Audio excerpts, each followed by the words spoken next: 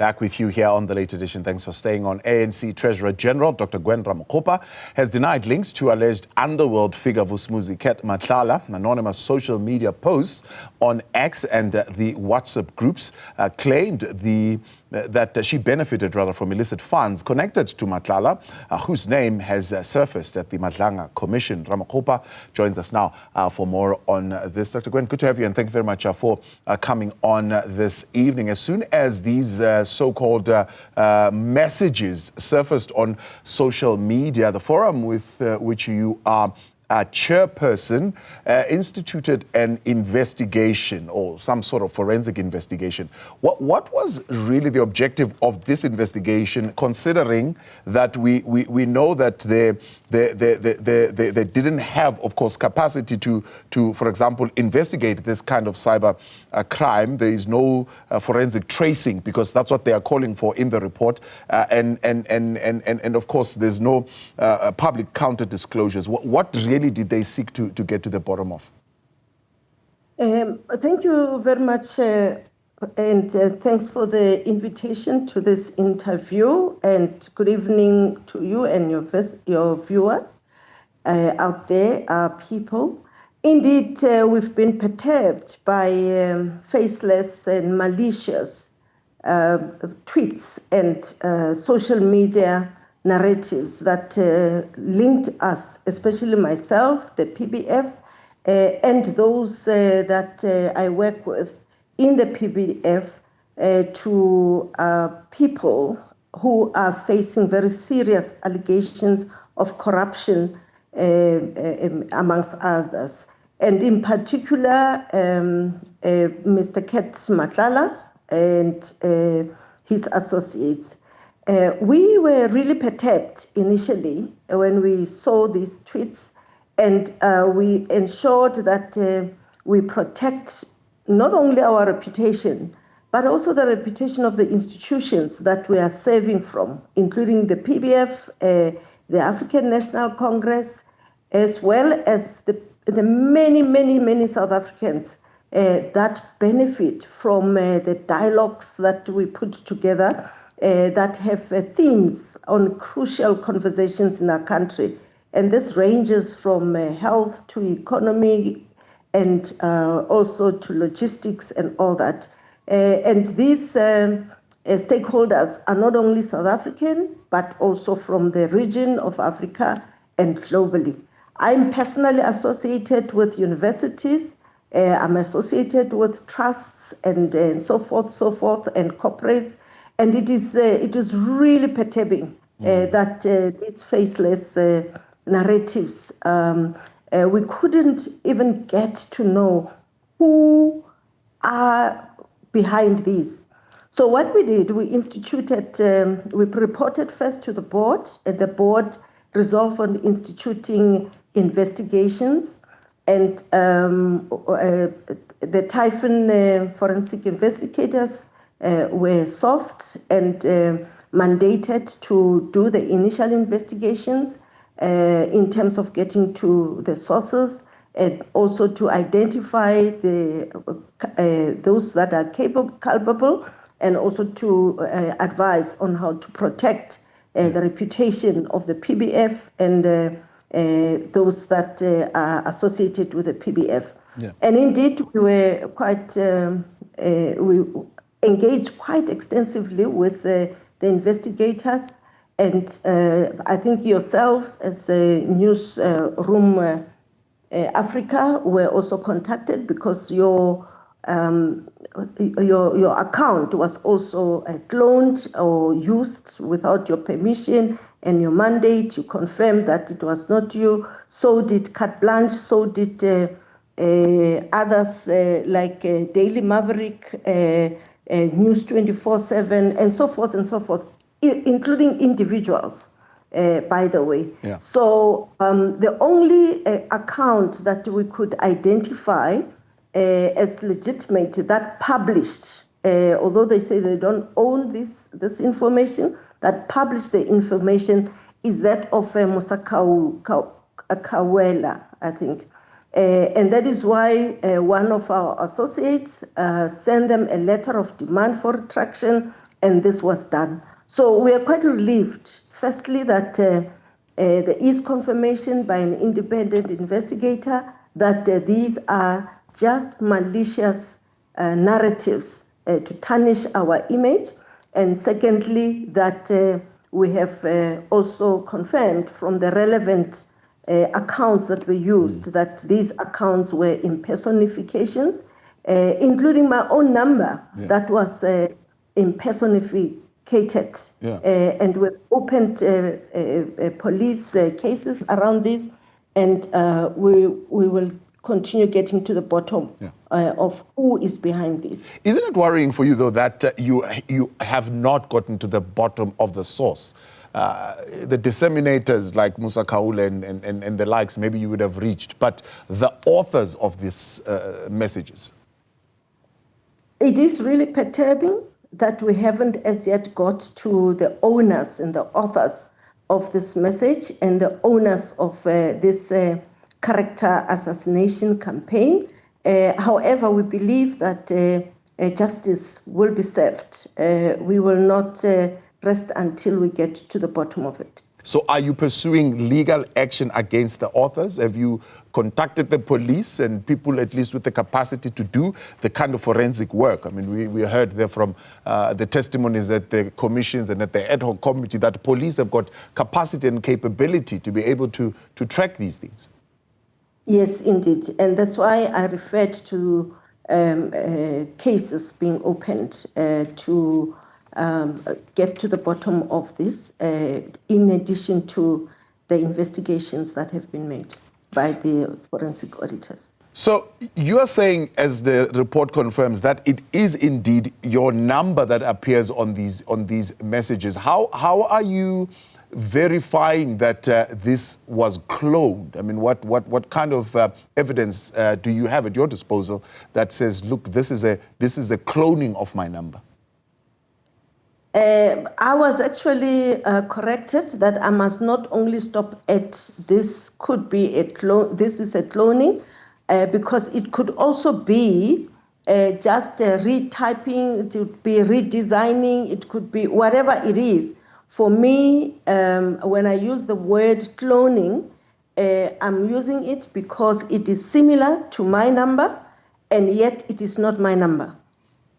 So because I had my phone with me all the time, and there is no one else who uses my phone. It is password protected, and it could only be for malicious purposes that my number was used to propagate these narratives. All right, so you're saying that there would be no messages from your phone, emanating from your phone at any stage, linking you either to Brown Mokgotsi, to Cat Matlala, or even to Morgan Maumela? Not at all. The question then becomes, why this narrative? Why would these people want to create this narrative about you at this particular stage with all these serious investigations that are going on in the country? I really would not know, Abutabo. I can only speculate. I think the authors would best explain themselves. However, what seems to be the case is that the objective is to drive wedges amongst ourselves as particularly ANC leaders, because some of the narratives are saying that I'm working with Matlala and his associates against the SG. And I can assure you that us as the 7 officials, we are focused, we are working together well, and we are focused on the renewal agenda. We are focused on making sure that we prepare for the NGC, and as we prepare for the NGC, we revisit the manifesto of local government 2021 and also of national 2024. And in preparations for the elections of next year, and we have no business whatsoever, no intention, and we discuss these matters continuously. But there seems to be forces that want to create strife amongst us, perhaps as it used to happen. But I think they are disappointed and they'll remain disappointed. The second is that there seems to be links with those that believe that the ANC should not arise, that ANC should not succeed in its renewal agenda, that the ANC must continue to decline. And even though we have said that the people who are doing wrong, they must step aside so that they should not justify their wrongdoing in the name of the ANC. Even if we had taken decisive decisions in the past and continue to do so, including the SIU report on Tembisa and so forth, the PRASA cases and all that are now coming to courts, the Madlanga Commission, the efforts that the ANC is making to demonstrate to South Africans that the renewal path is on track. It seems like there is a third force or a hidden hand that would like to neutralize those efforts. But we will not be deterred. We will continue focusing, but we'll also protect our reputation, right, because it is also the reputation of many, not only members, but also those that are associated with the work we do. Seeing that how quickly your board has responded, particularly to the allegations, and you instituted an investigation, did you at any point have conversations with the Deputy President and the Secretary-General about these messages? Did they ask you about these messages, or did you feel a need to go clear with them this particular concerting debacle that you're facing? Well, our approach is that when negativity arises, the individual or individuals directly affected have a duty and responsibility to ensure the integrity of the African National Congress, their own integrity, and also to report to the Integrity Commission what they are doing. I immediately reported to the Integrity Commission. I appraised them of the efforts that we've taken. We issued a statement to refute such, and indeed reported to the board and instituted this investigation. So we keep the Integrity Committee updated. We haven't had an opportunity to meet as officials, but yes, we have a way of updating one another, and that has been done. Yeah. So the forensic report, I mean, if I'm capturing the language correctly, says that they have classified these messages as a campaign to malign you in particular, but also, of course, the organization being PBF and some of its members. But maligning you in particular is what I'm interested in. Could that be linked to Nasrec 2027? I did say that it could be, or it could be part of the bigger campaign against the ANC, because the PBF is doing also a very critical task of communicating, ensuring dialogues with the various stakeholders, so that the commitment of the ANC to credible and impactful leadership goes across these stakeholders that many of whom do not attend our branches, but they're influential persons, and that the intention is to dissociate not only myself in my individual capacity, but in my capacity as a Treasurer-General and official of the ANC from these stakeholders. And also, secondly, that these platforms are platforms for fundraising, and that there should be, reasonable, maybe doubt whether we have put in place measures to ensure that only funds that come from credible people and institutions come through our platforms. Yeah. So it is, yes, it may be me in person, but I think it is bigger than that. If it was only me in person, the name of the PBF, the name of those that I work with, and the in-depth, malicious attack that is the viciousness thereof would not be to the scale. Yeah. I don't really believe it is about an individual. Yeah. I'll ask it more directly because it's already out there. I'm not ambushing you, Dr. Ramokgopa. It's already been stated in some of the publications. Do you have presidential aspirations, in other words, for 2027? I do not have any aspiration for any leadership for 2027. And even if I had, I would not disclose it until such time the African National Congress through the NEC indicate that it is time to focus on 2027. As I've indicated, it is an NEC collective decision, and we monitor jointly that we remain focused on this year as well as next year. I think you are aware, Thabo, that we are in a government of national unity, and inward focus, being inward focus, is the last thing that we want to do. We are focused on ensuring that South Africans believe in themselves and their capability of turning around, especially areas like municipality, as well as the economy, which are key, crucial matters that we must resolve. So I don't think South Africans are really interested in what is happening in the ANC, especially now.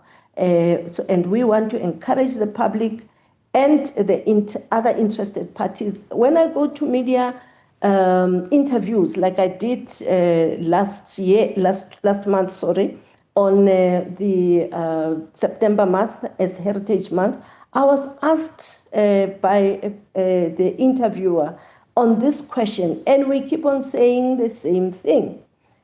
Please, South Africans, let us focus on turning the tide. It is possible to make breakthroughs in the remaining challenges that are facing us.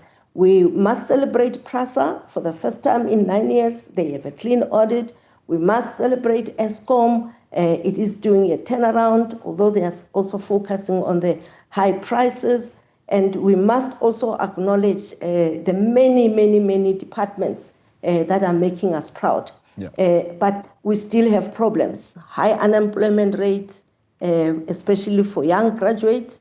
We still have this intractable or seemingly intractable corruption and theft of state resources, which we must send a very clear message of zero tolerance and really admonish our justice systems and institutions and agencies to really focus on turning around the tide as it impacts not only individuals, but also on the capability of the country to rise. Yeah. Let me segue on that statement of the pillaging of the state coffers in corruption matters, and maybe ask this as a final question so that we put it on record coming from you, that there has been no cash drop-offs that have been facilitated on your behalf by any of your colleagues. I think one of the allegations is that some 2 million is periodically being dropped off.